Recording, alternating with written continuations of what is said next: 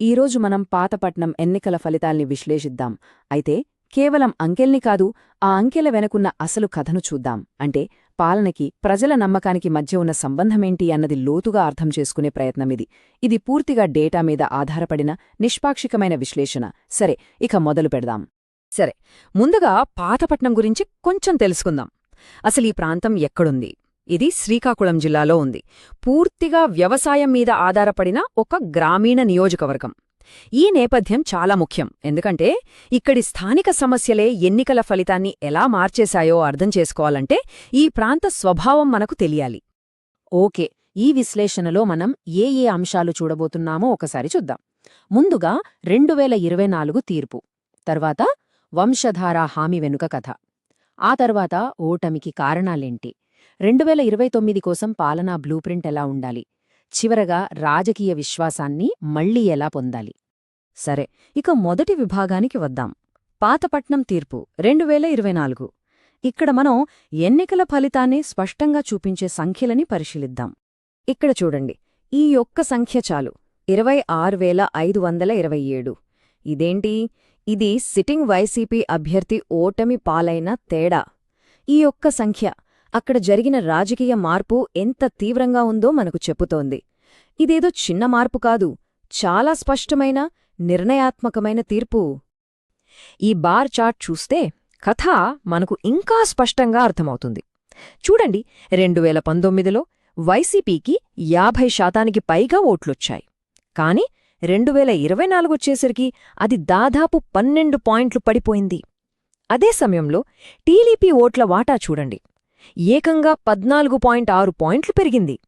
అంటే ఇది కేవలం ఓటమి కాదు, ఓటర్ల ప్రాధాన్యతలలో వచ్చిన ఒక పెద్ద మార్పు, a fundamental shift in voter ప్రెఫరెన్సెస్.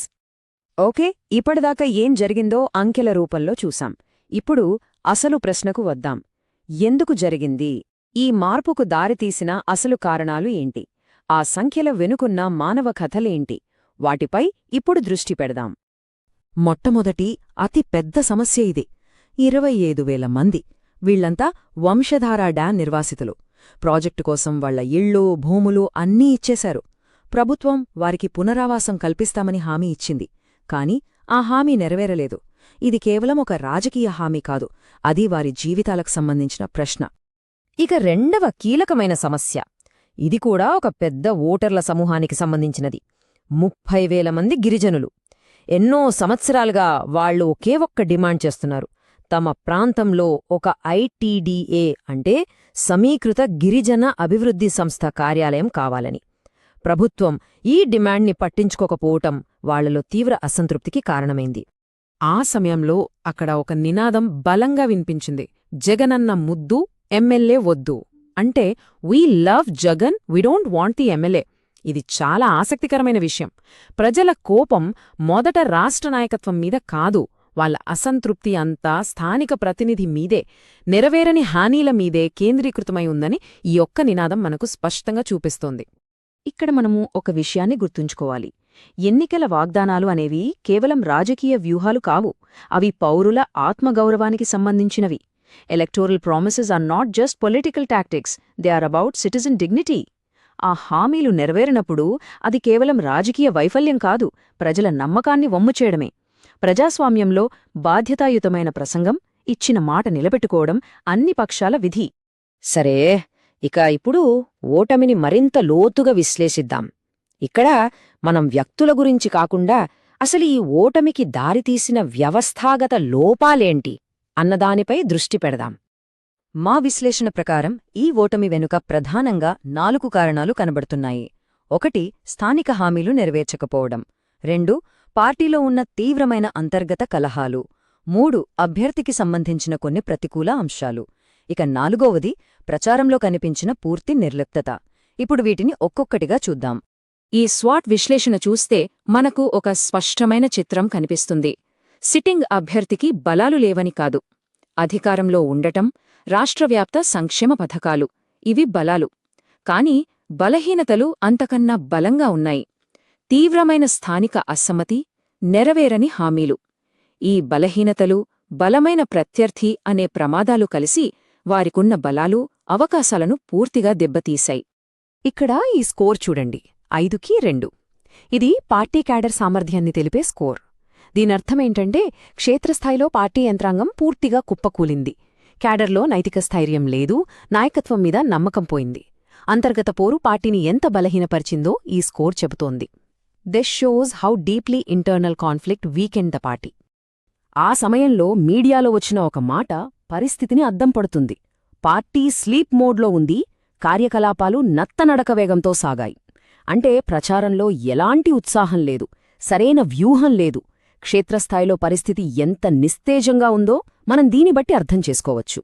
సరే, ఇప్పటిదాకా సమస్యను నిర్ధారించాం, దాని కారణాలను విశ్లేషించాం. ఇప్పుడు పరిష్కారం వైపు చూద్దాం. 2029ని దృష్టిలో పెట్టుకొని ప్రజల నమ్మకాన్ని తిరిగి గెలుచుకోవడానికి ఒక స్పష్టమైన, ఆచరణీయమైన ప్రణాళిక ఎలా ఉండాలి?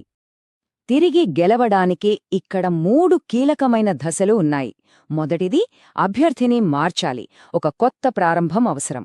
రెండవది, మాటలతో కాదు, చేతలతో ప్రధాన డిమాండ్లను నెరవేర్చాలి. మూడవది, పార్టీలోని వర్గాల మధ్య సయోధ్య కుదిర్చి ఐక్యతను సాధించాలి. ఈ 3 అత్యంత కీలకం. మరి చేతలంటే ఏంటి? ఇక్కడ 3 అత్యంత ప్రాధాన్యతగల ప్రాజెక్టులున్నాయి. మెరుగైన వంశధార పునరావాస ప్యాకేజ్ని వెంటనే ప్రారంభించడం, మెళియాపుట్టిలో కొత్త ఐటీడీఏ ఏర్పాటుకు గ్రీన్ సిగ్నల్ ఇవ్వడం, మరియు వ్యవసాయ లిఫ్ట్ ఇరిగేషన్ పథకాన్ని వేగవంతం చేయడం. ఈ 3 పనులు చేస్తే అసంతృప్తితో ఉన్న అతి పెద్ద ఓటర్ల సమూహాల సమస్యలను నేరుగా పరిష్కరించినట్టే.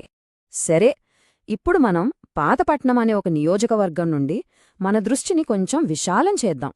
ఇక్కడ మనం నేర్చుకున్న పాఠం దేశవ్యాప్తంగా రాజకీయ విశ్వాసానికి, ప్రజల కేంద్రీకృత పాలనకి ఎలా వర్తిస్తోందో చూద్దాం.